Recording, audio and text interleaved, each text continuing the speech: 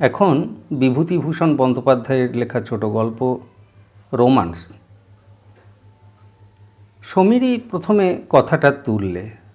তার মতে এই যে রোমান্স, প্রেম ওসব নভেলিয়ানা কেবল নভেলেই ঘটে, বাস্তব জীবনে ওদের অস্তিত্ব নেই। তাতে সুধীরও যোগ দিল বলে মনে হলো। ক্রমে ক্রমে বাকি সবাই সমীরের মতেই মত দিল। তারপর ক্লাবের বেয়ারা চা দিয়ে গেল। চা খেতে খেতে আমাদের গল্পের ধারা শীঘ্রই এসে টেনিসে পৌঁছলো অন্য সব দিনের মতো। ঘরের কোণে ব্রিজ টেবিলের আড়ালে রমেনবাবু এতক্ষণ আলোয়ান মুড়ি দিয়ে আরাম কেদারায় টান দিয়ে শুয়েছিলেন। এতক্ষণ পর্যন্ত কোনো তর্কেই তিনি যোগ দেননি, বিশেষ কোনো কথাও বলেননি। চায়ের এক চুমুক খেয়েই একটু তাজা হয়ে নিয়ে বললেন, দেখো, তোমরা এতক্ষণ বকে যাচ্ছিলে, আমি শুনছিলাম। কথা কইনি বটে, কিন্তু যখন কথাটা উঠেছে তখন বলি শোনো, রোমান্স আছে এবং খুবই আছে। জীবনটাই তো একটা প্রকাণ্ড রোমান্সে। সে চোখে দেখে কজন, দেখবার চোখই বা আছে কজনের। আচ্ছা আচ্ছা, চাটা জুড়িয়ে যাচ্ছে, এসো খেয়ে নেওয়া যাক। শোনো, তারপর বলি। রমেনবাবু আমাদের ক্লাবের নতুন মেম্বার, মাস্টারেক হলো যোগ দিয়েছেন। তাকে একটু অদ্ভুত ধরনের লোক বলে আমাদের সকলেরই মনে হয়েছে। ব্রিজ, টেনিস, বিলিয়ার্ড, দাবা কোনো খেলাতেই কোনো দিন তিনি যোগ দেননি। খুব বেশি মেশামেশি বা গল্পও কখনো তাকে করতে দেখা যায় না। আপন মনে এসে বসেন, কাগজপত্র পড়েন, সন্ধ্যার আগেই উঠে চলে যান। কিন্তু লোকটির মধ্যে এমন একটা জিনিস আছে যাতে ক্লাবের সকলে তাকে খুব পছন্দ করে। তিনি না এলে, কেন তিনি এলেন না, সে সম্বন্ধে আলোচনা হয়। এবং আর একটা জিনিস যা আদৌ ক্ষুদ্র ব্যক্তিত্বের পরিচায়ক নয়, সেটা এই যে তিনি উঠে চলে গেলে তার পেছনে তার সম্বন্ধে মন্দ কথা কেউ কোনো দিন বলতো না। ইতিমধ্যে চা খাওয়া শেষ হয়ে গেছিল। রমেনবাবু চা পান শেষ করে রুমালে মুখ মুছে গল্প শুরু করলেন। বছর কয়েক আগে আমি তখন একটা স্বদেশি ব্যাংকের শেয়ার বিক্রি ও প্রচারের কার্যে ঢাকা যায়।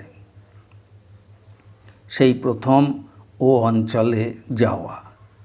সময়টা শীতের শেষ হলেও কলকাতার ধারণায় আমি শীতের কাপড় সঙ্গে নিয়ে যাইনি বলে এক দফা পদ্মার স্টিমারে, তারপর ট্রেনে শীতে হি হি করে কাঁপতে কাঁপতে রাত 9:30-10টার সময় গিয়ে ঢাকায় পৌঁছলাম। আমাদের ব্যাংকের একজন ডিরেক্টর ঢাকা শহরের এক ভদ্রলোকের নামে একখানা পরিচয়পত্র দিয়েছিলেন। তিনি শহরের একজন বড় উকিল। নাম এখানে করবার আবশ্যক নেই। তাঁরই বাসায় গিয়ে উঠব এরকম কথা ছিল। আমি যখন সে বাড়ি গিয়ে পৌঁছলাম তখন রাত 10:30টার কম নয়। বেশ জ্যোৎস্না রাত। কম্পাউন্ডের বাঁ ধারে ফুল বাগান, জাফরিতে মাধবীলতা এঁকে বেঁকে উঠেছে। আলো আঁধারে পাতার আড়ালে বড় বড় ব্ল্যাক প্রিন্স গোলাপ ফুটে রয়েছে। এসব গাড়িতে বসেই কৌতূহলের সঙ্গে চেয়ে চেয়ে দেখছিলাম। গাড়ি থামতে একজন হিন্দুস্থানি দারোয়ান রুটি সেকা ফেলে গাড়ির কাছে এসে সেলাম করে দাঁড়ালো। তাকে জিজ্ঞাসা করে জানলাম উকিলবাবু কি কাজে কুমিল্লাতে গেছেন। আজ 3-4 দিন বাড়ি ছাড়া, কবে আসবেন তার ঠিক নেই। কোচম্যানকে গাড়ি ফেরাতে বলেছি। ডাকবাংলোতেই অগত্যা উঠব। একটা ছেলে বাড়ির মধ্যে থেকে বার হয়ে এলো। সঙ্গে সঙ্গে সেই দারোয়ানটিও এলো। সে যে ইতিমধ্যে কখন বাড়ির মধ্যে ঢুকেছিল আমি লক্ষ্য করিনি। ছেলেটি বললে, বাবা কাল সকালেই আসবেন। আপনি যাবেন না, শুনলে বাবা দুঃখ করবেন। রামদিন, এই বাবুর জিনিসপত্র নামিয়ে নাও। সুতরাং রয়ে গেলাম। আহার ও শয়নের ব্যবস্থা সুন্দর হলো। সারাদিনের পরিশ্রমে শীঘ্রই ঘুমিয়ে পড়লাম। পরদিন সকালে উঠে বাইরের বারান্দাতে বসে কাগজ পড়ছি। গৃহস্বামীর গাড়ি সদর গেট দিয়ে কম্পাউন্ডের মধ্যে ঢুকলো। আজ সকালের ট্রেনেই উকিলবাবুর আসবার কথা ছিল, তাই তার গাড়ি স্টেশনে গিয়েছিল তাকে আনতে। গৃহস্বামী গাড়ি থেকে আমায় দেখে নেমে আমার পরিচয় জেনে খুব খুশি হলেন, নানাভাবে আপ্যায়িত করলেন। রাত্রে কোনো কষ্ট হয়েছে কি না সে কথাটা অন্তত 10 বার এমনভাবে জিজ্ঞাসা করলেন যে মনে হলো রাত্রে কষ্ট হয়নি বললে তাকে হতাশ করা হবে। একদিনের মধ্যে আমি যেন বাড়ির লোক হয়ে পড়লাম সে বাড়িতে। রাত্রে আমার আহারের স্থান হলো বাড়ির মধ্যের দাওয়ায়। পরদিন সকালে আমার বাইরের ঘরে একটি 12-13 বছরের সুন্দরী মেয়ে চা ও খাবার নিয়ে এলো। বেশ বেশ ডাগর ডাগর চোখ, কালো চুলের রাশ পিঠের উপর পড়েছে, মুখ দেখে বুদ্ধিমতী মনে হয়।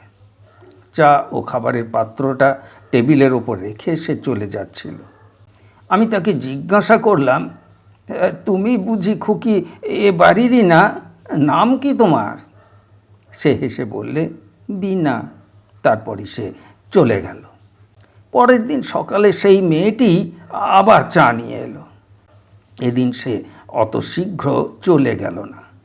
তাকে জিজ্ঞাসা করলাম, তুমি বুঝি স্কুলে পড়ো না? সে বললে, আমি মিডফোর্ড গার্লস স্কুলে পড়ি। কোন ক্লাসে পড়ো? এবারে 4th ক্লাসে উঠেছি এই জানুয়ারি মাসে। কি কি বই পড়ো? কিছুক্ষণ ধরে আমাদের কথাবার্তার ধারা ওই পথ ধরেই বেয়ে চলল। বিকেলে সে আপনিই আবার এলো। আমার ঘরের চেয়ারটার হাতলের উপরে বসলো, বলল, আপনি বুঝি বই লেখেন? কি করে জানলে বলো দেখি? আপনার নাম দেখেছি, আমাদের বাড়িতে মাসিকপত্র আসে, তাতে আছে। কই, কোন মাসিকপত্র? আনো তো দেখি। বিনা 2-3খানা মাসিকপত্র নিয়ে এলো। একটাতে আমার বিদেশি ব্যাংক ও আমাদের কর্তব্য বলে একটা অর্থনৈতিক প্রবন্ধ বার হয়েছিল বটে। সেইটা বিনা খানিকক্ষণ ধরে পড়ল, তারপর সেটা মুড়ে রেখে এ গল্প ও গল্প করতে লাগলো। আমি মুখে মুখে ট্রান্সলেশন জিজ্ঞাসা করলাম, সবগুলোর উত্তর দিলে। ঢাকা মিউজিয়াম দেখতে যাওয়ার ইচ্ছা ছিল। বিকালটায় কিন্তু বিনা অনেকক্ষণ ধরে ঘরে বসে রইল। মিউজিয়াম দেখতে না যাওয়া হলেও কোনো ক্ষতি অনুভব করলাম না। শেষ রাত্রে কী জন্যে ঘুম ভেঙে গিয়েছিল। কানে গেল বাড়ির মধ্যে মেয়েলি গলায় কে চেঁচিয়ে চেঁচিয়ে ইউক্লিডের জিওমেট্রি পড়ছে। 2 tangents can be drawn to a circle from an external point and they are equal and also subtend. ভারী আশ্চর্য লাগলো। বিনা নিশ্চয় নয়, কারণ 4th ক্লাসে জিওমেট্রির ট্যানজেন্ট কোনো স্কুলেই পড়ানো হয় না। তাছাড়া সেটা বিনার গলাও নয়। ঘড়িতে দেখলাম রাত 4টে বেজেছে। মনে মনে ইউক্লিডের অপূর্ব প্রভাবকে ধন্যবাদ না দিয়ে থাকতে পারলাম না। এই শীতের রাত্রে 4টের সময় কার জ্ঞান পিপাসা এত প্রবল হয়ে উঠেছে জানবার ভারী ইচ্ছা হলো। সকালে বিনা চা নিয়ে আসতেই জিজ্ঞাসা করলাম, বিনা, শেষ রাত্রে কে জিওমেট্রি পড়ছিল বাড়ির মধ্যে? তুমি? বিনা হেসে বললে, আমি না, ও দিদি, এইবার ম্যাট্রিক দেবে। এই সামনের বুধবার থেকে এক্সামিন বসবে কি না? আমি বললাম, কই, তোমার দিদি ম্যাট্রিক দিচ্ছেন সে কথা তো শুনিনি। স্কুলের গাড়িতে তো তুমিই একলা যাও দেখেছি। বিনা হেসে গড়িয়ে পড়ে আর কি, বললে, বারে, বেশ লোক তো আপনি। দিদি তো এলা হয়ে বাড়ি বসে পড়ছে, ও বুঝি আমার সঙ্গে রোজ রোজ স্কুলের গাড়িতে পড়তে যাবে? কথাটা বিনা ঠিকই বলেছে। তার হাসিটা নিতান্ত অসঙ্গত নয় বটে। সেদিন বিকালে স্কুলের গাড়িটা যখন এসে লাগলো তখন আমি রোয়াকে পায়চারি করছিলাম। বিনাকে নামতে দেখলাম না, কিন্তু আর একটি মেয়ে নামলো। বয়স 15-16 হবে, অপূর্ব সুন্দরী। লাল পাড় সিল্কের জ্যাকেটের বাইরে নিটোল শুভ্র বাহু দুটি যেন হাতির দাঁতে কুঁদে তৈরি। একবার আমার দিকে চোখ ফিরিয়ে চেয়ে দেখে শান্ত গতিতে বাড়ির মধ্যে ঢুকলো। সন্ধ্যার একটু আগে বিনা এসে বললে, চা এখানে আনবো না, বেরিয়ে এসে খাবেন? পরে একটু থেমে বললে, দিদিকে আজ দেখেছেন না? আমি তখনও ঠিক করতে পারিনি যে স্কুলের গাড়ির সেই মেয়েটিই বিনার দিদি। পূর্বেই বলেছি বিনা ভারী বুদ্ধিমতী মেয়ে। সে আমার মুখ দেখেই ব্যাপারটা বুঝে নিয়ে বললে, আজ বিকালে স্কুলের গাড়ি থেকে যে নামলো তখন ওই তো দিদি। আমি তো আজ স্কুলে যাইনি, দিদি রিসিট আনতে স্কুলে গিয়েছিল যে ও বেলা। পরে সে বললে, দিদি আমাকে জিজ্ঞেস করছিল বাইরের ঘরে ও ভদ্রলোকটি কে রে? মনে মনে অভিমানে বড় ঘা লাগলো।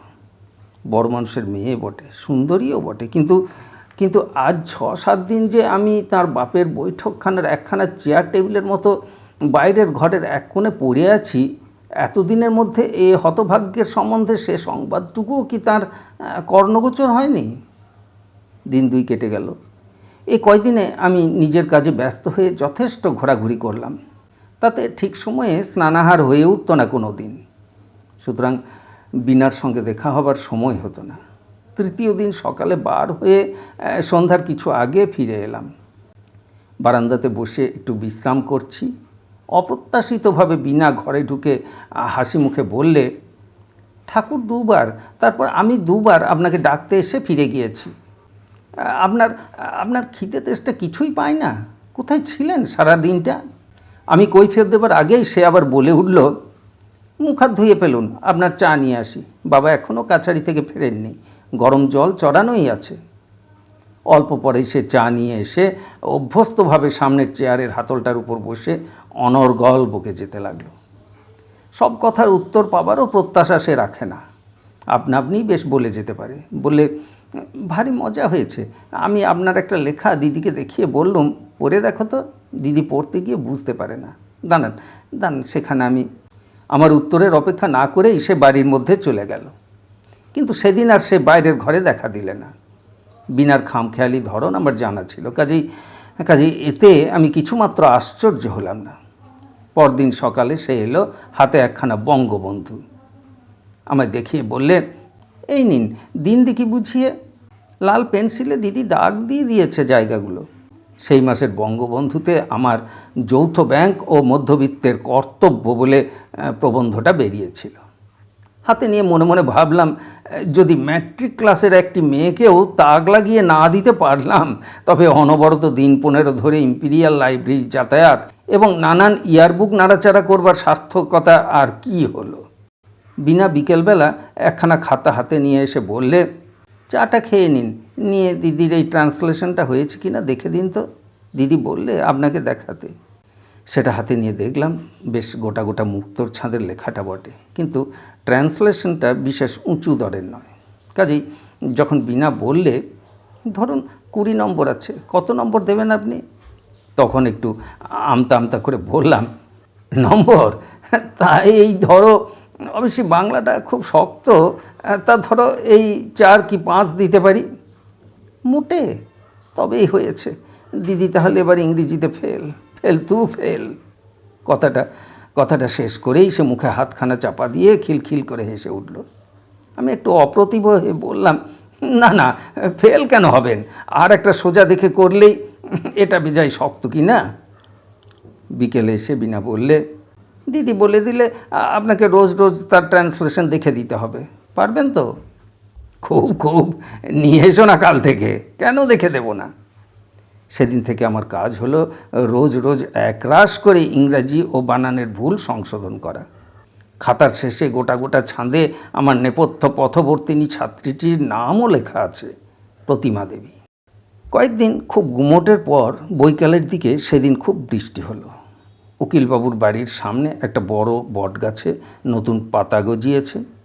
বারান্দাটাতে বসে আমি সেদিকে চেয়ে আমি আমার দেশের বাড়ির কথা ভাবছিলাম। কতদিন যায়নি, কাজের খাতিরে বিদেশে বেড়াতে হয়। তবুও যখন নববর্ষা নামে বৃষ্টি সজল বাতাসে এখান থেকে 300 মাইল দূরের সে গ্রামখানির ভিজে মাটির গন্ধ যেন ভাসিয়ে আনে, মনে হয় আমার ছোট ভাই অন্তু হয়তো এতক্ষণ আমাদের উঠানে বৃষ্টির জলে কাগজের নৌকা ভাসিয়ে খেলা করছে। গোসাই কাকাদের বৈঠকখানাতে এতক্ষণ তাসের খুব মজলিস বসেছে। তখন মন বড় খারাপ হয়ে যায়। ইচ্ছা হয় চাকরি বাকরি ছেড়ে বাড়ি গিয়ে উঠি। উকিলবাবু কয়েকদিন রক্তাধিক্যের অসুখ হওয়ায় বাড়ির মধ্যেই ছিলেন, কাছারিও যাননি। তিনি ঝড় বৃষ্টি থামবার পরে বারান্দাতে এসে আমার পাশে একটা আরামকেদারায় বসে নানা গল্প করতে লাগলেন।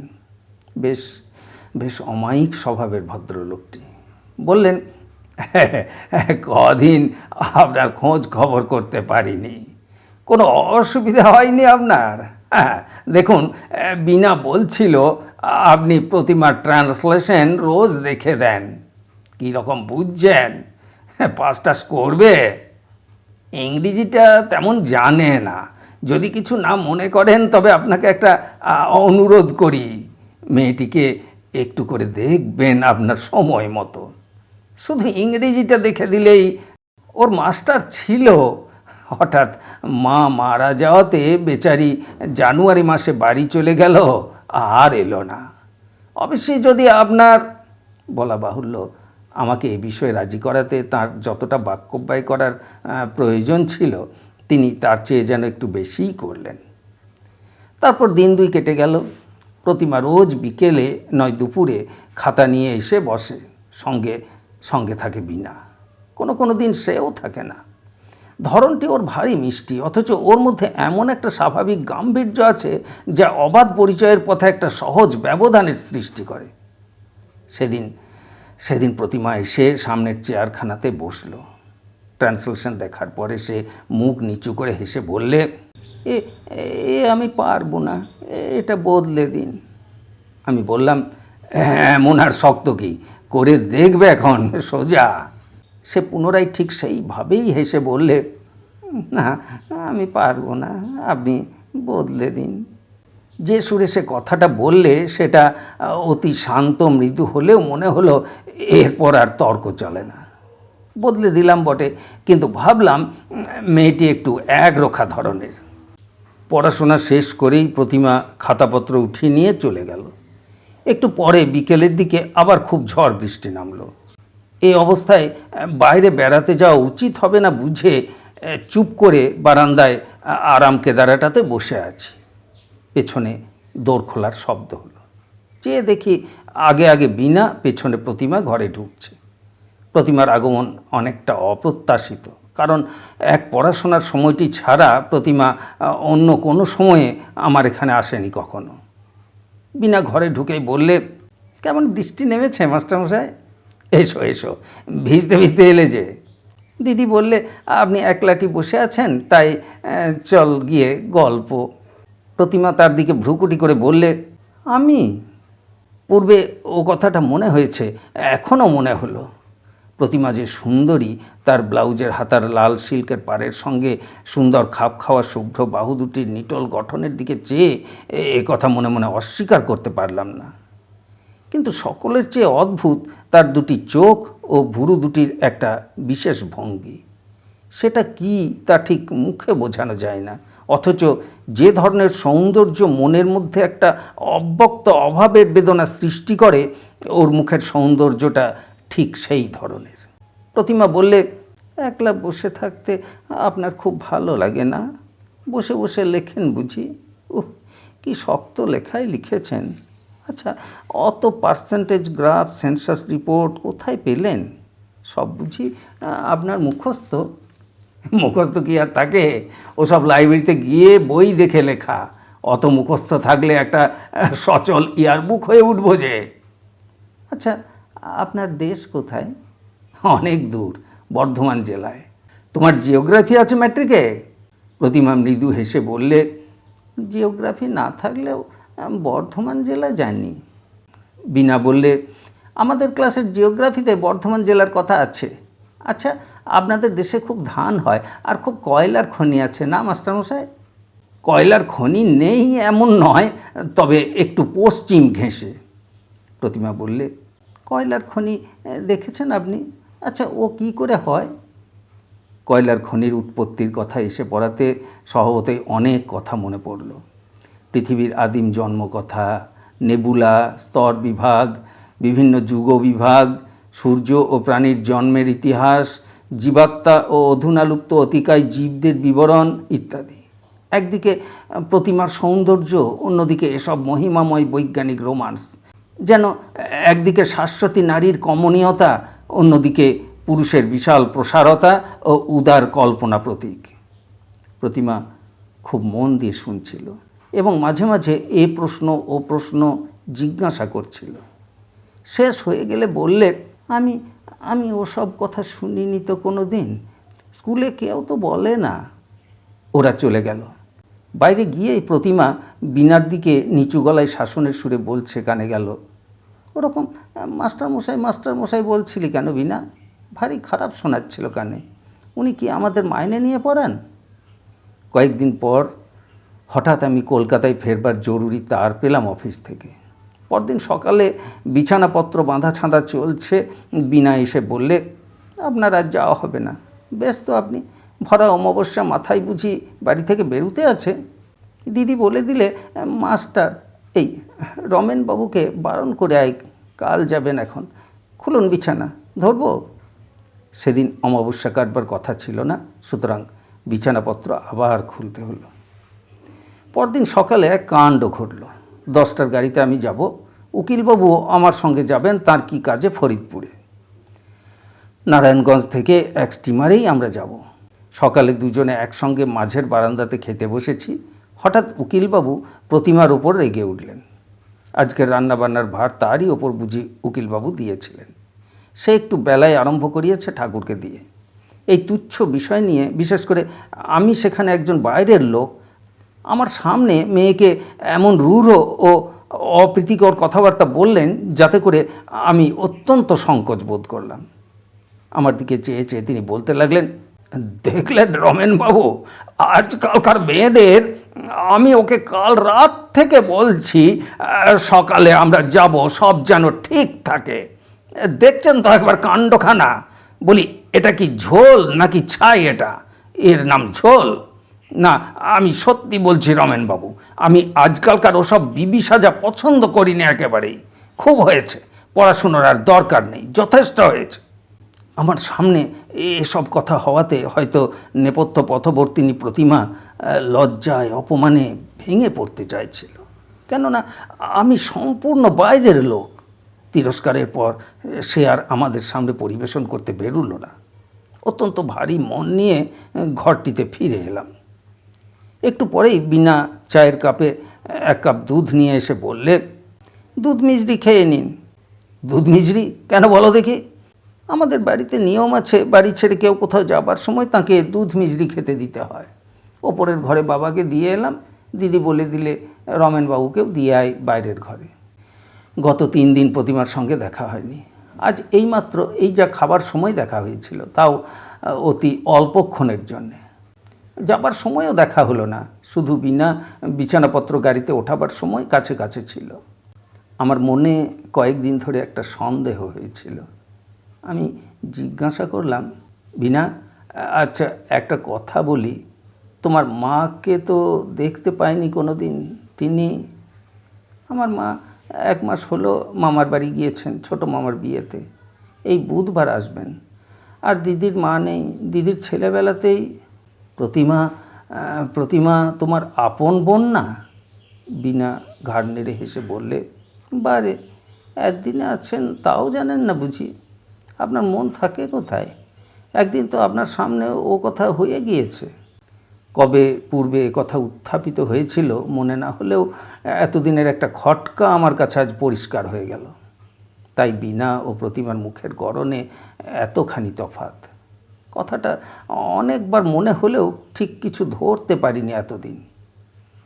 অত্যন্ত অন্যমনস্কভাবে উকিলবাবুর সঙ্গে তার গাড়িতে উঠে বসলাম। আজ কয়েকদিনের তো জানাশোনা, কিন্তু চলে যাবার সময় মনে হতে লাগলো, প্রথম এসে এই অপরিচিত লোহার গেটের মধ্যে যখন আমার ঠিকা গাড়ি ঢুকেছিল, সেদিন আজ অনেক দূর পেছনে পড়ে গিয়েছে।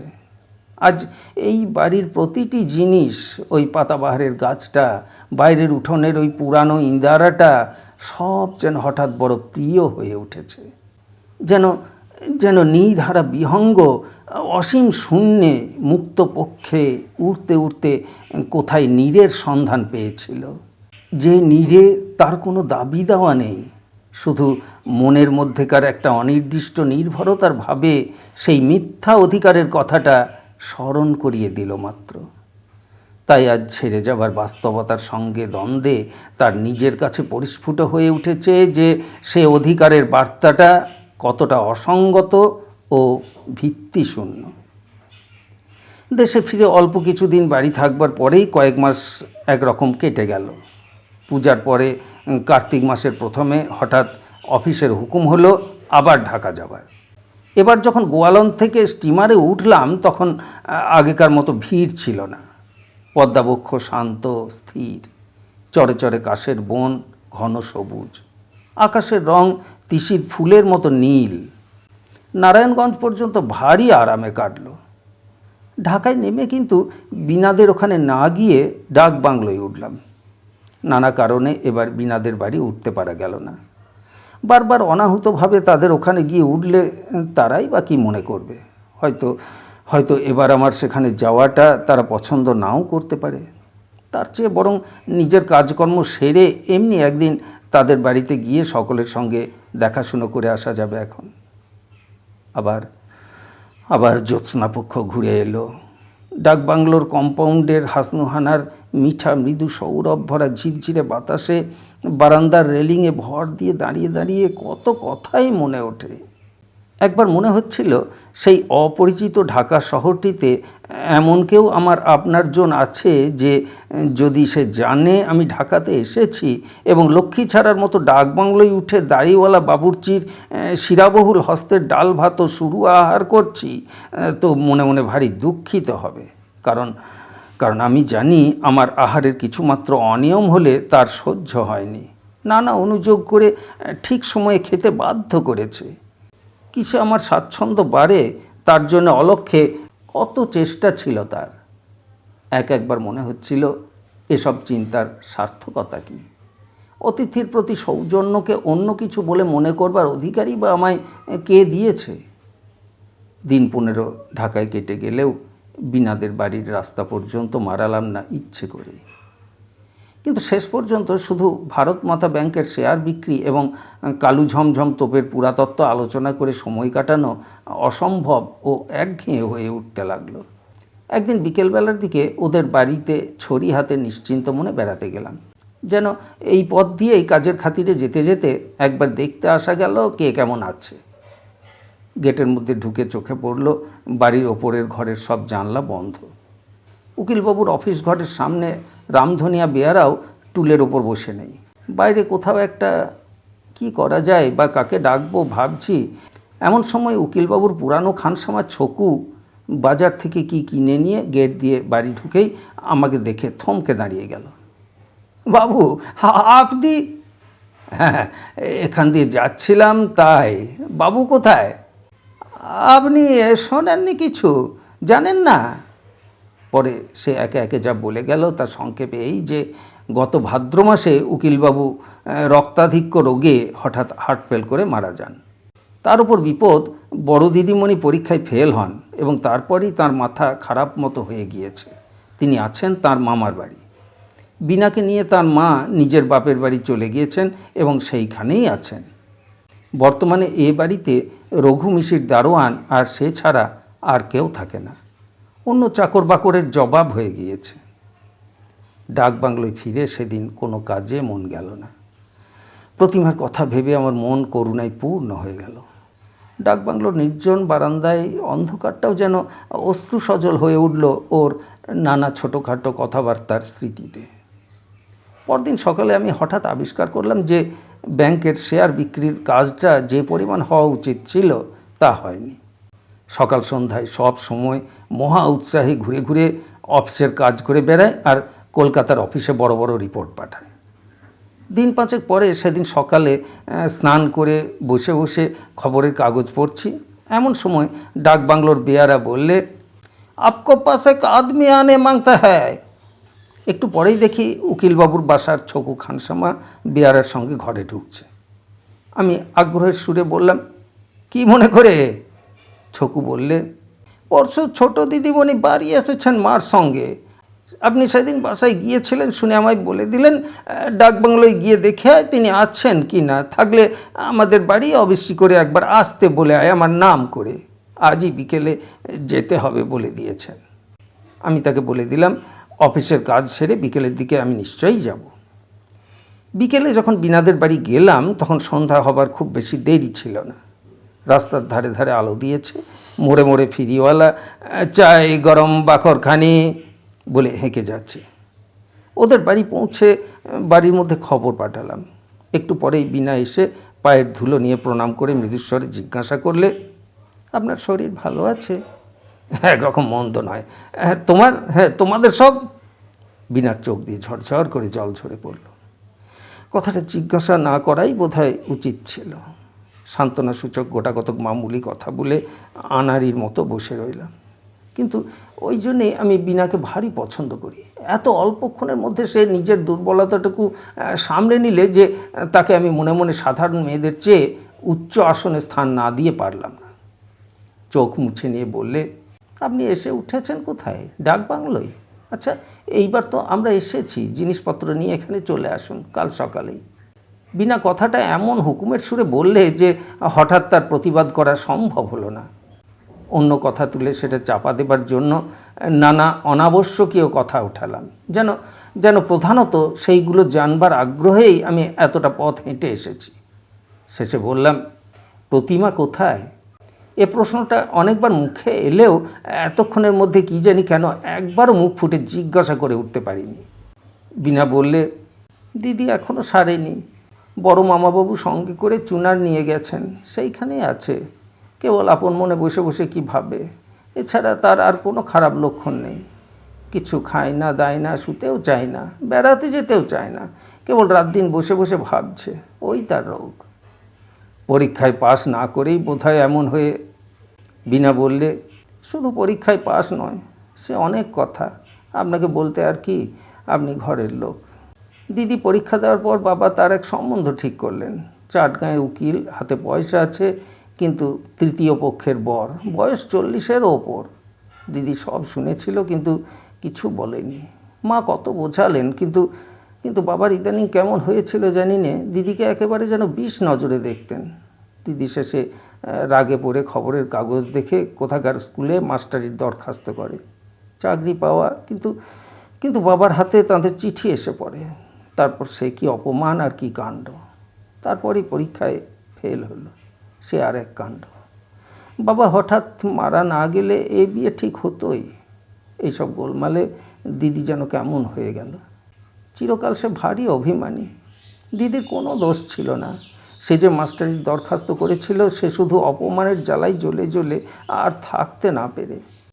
তারপর বিনা আমায় বসতে বলে তাড়াতাড়ি বাড়ির মধ্যে চলে গেল এবং কিছুক্ষণ পরে পুরানো দিনের মতো নিজের হাতে চা ও ঝিয়ের হাতে জলখাবারের রেকাবি আর জলের গ্লাস নিয়ে ঘরের টেবিলে রেখে বললে, আসুন দেখি, খেয়ে দেখুন তো চাটা, তবে কি আর আপনার ডাক বাংলোর বাবুর্চির মতো হয়েছে? বিনা আগেকার চেয়েও সুশ্রী ও মাথায় বড় হয়ে উঠেছে, তবে ওর ধরনগুলো ঠিক আছে, একটুও বদলায়নি, বেশ লাগে ওকে। উঠবার সময় বিনা বললে, কিন্তু আপনি কাল সকালেই আসবেন তো? আমি মাকে বলেছি, আপনি না এলে ভারী রাগ করব, কিন্তু বলে দিচ্ছি, কাল রঘু মিশিরকে সকালে ডাক বাংলোয় পাঠিয়ে দেব এখন। আমি তাকে বুঝিয়ে বললাম, এবারকার অফিসের কাজ শেষ হয়ে এসেছে, বেশি দিন আর ঢাকায় থাকতে হবে না, অল্প দিনের মধ্যেই কলকাতায় যেতে হবে। বরং এরপর যখন আসব। বিনা কিন্তু কিছুতেই শুনলে না। তার মনেও বেশি কষ্ট দিতে পারলাম না। রাজি হয়ে বললাম, আচ্ছা তাই হবে, তবে একটু দেরি হয়ে যাবে হয়তো, এই বেলা 9টার মধ্যেই আসব। বিনা খুব খুশি হয়ে বললে, আপনি সেই ঘরটাতেই থাকবেন, সকালেই 8টার আগে আমি রঘু মিশিরকে পাঠাবো। চলে আসবার সময় আবার ডেকে বললে, সকালে চা খেয়ে আসবেন না যেন, এখানে এসে খাবেন। ডাকবাংলোয় ফেরবার পথে সেদিন একটা সত্য আমার কাছে বেশ পরিস্ফুট হয়ে উঠল। হঠাৎ বিনারা আমার বড় আপন হয়ে উঠেছে। এত অল্প দিনে যে উপকরণে গাঁথুনি পাকা ও শক্ত হয়ে ওঠে, ওদের দিক থেকে অন্তত তার কোনো কার্পণ্য ছিল না। মানুষের সঙ্গে মানুষের এরকম সহজ সম্পর্ক আদান প্রদান যে জীবনের কত বড় সম্পদ, তা অনেক স্থলে আমরা বুঝি না বলেই সকল সম্বন্ধকে ছোট করে দেখতে শিখি। মেয়েরা এটা কেমন সুন্দরভাবে পারে। ওদের চরিত্রগত সেবা প্রবৃত্তি ও মুগ্ধ মনের সৌন্দর্য জগৎকে যে কত দিক থেকে মঙ্গল ও কল্যাণে ভরে রেখেছে, তার বাস্তবতা সেদিন নির্জন ডাকবাংলোর বারান্দাতে বসে মনে প্রাণে অনুভব করলাম। সব কথা বুঝিয়ে বলা যায় না। শুধু নক্ষত্রদল যখন অনন্ত অন্ধকারের মধ্যে কাঁপে, রাত্রি অপূর্ব রহস্যময় হয়, নৈশ পাখির ডাক দূর থেকে ভেসে আসে, মনের মধ্যে নাম না জানা উল্লাসে সে সত্যটুকু নিজের কাছে নিজে পরিস্ফুট হয়ে ওঠে। ডাকবাংলোয় ফিরে দেখি আমার এক পুরনো বন্ধু আমার জন্য অপেক্ষা করছেন। তিনি ইন্স্যুরেন্সের দালাল, নারায়ণগঞ্জে কাজে এসেছেন এবং সেখানেই আছেন। তাঁর নামে তাঁর একটা মানি অর্ডার এসছে, কিন্তু সেখানকার পোস্টমাস্টার তাকে চেনেন না, তাকে শনাক্ত করবারও কেউ সেখানে নেই বলে টাকা দিচ্ছে না। এদিকে তাঁর হাতেও এক পয়সা নেই। এখন কি করা যায়? খুব ভোরের ট্রেনে বন্ধুকে নিয়ে নারায়ণগঞ্জ রওনা হলাম। যাবার সময় চৌকিদারকে বলে গেলাম, কেউ এসে খোঁজ করলে বলবে যে জরুরি কাজে নারায়ণগঞ্জে চলে গিয়েছি, আজই ফিরব। নারায়ণগঞ্জে কাটল দিন দুই, মহা হাঙ্গামা। পোস্টমাস্টার আমাকেও চেনেন না, টাকাও কিছুতেই পাওয়া যায় না। দু একজন যাদের সঙ্গে পূর্বে পরিচয় ছিল তারা টাকা কড়ির হাঙ্গামা শুনে পিছিয়ে গেলেন। অনেক কষ্টে শেষে কাজ মিটল। ডাকবাংলোয় ফিরেই অফিসের চিঠি পেলাম, বিশেষ দরকারে কুমিল্লা যেতে হবে। চিঠি এসে দুদিন পড়ে আছে, আগেই যাওয়া উচিত ছিল, বিলম্বে কর্মক্ষতি হওয়ার সম্ভাবনা। ডাকবাংলোর চাপরাশি বললে রঘু মিশির দুদিন এসে ফিরে গিয়েছে। এদিকে ট্রেনের সময় সংক্ষেপ, ফেরবার পথেই বিনার সঙ্গে দেখা করা ঠিক করলাম। কুমিল্লা থেকে যেতে হলো চাটগাঁ, সেখান থেকে স্টিমারে বরিশাল, সেখান থেকে কলকাতা। তারপরেই ফাল্গুন মাসে আমার ছোট বোনের বিবাহ উপলক্ষে 1 মাসের ছুটি নিয়ে বাড়ি।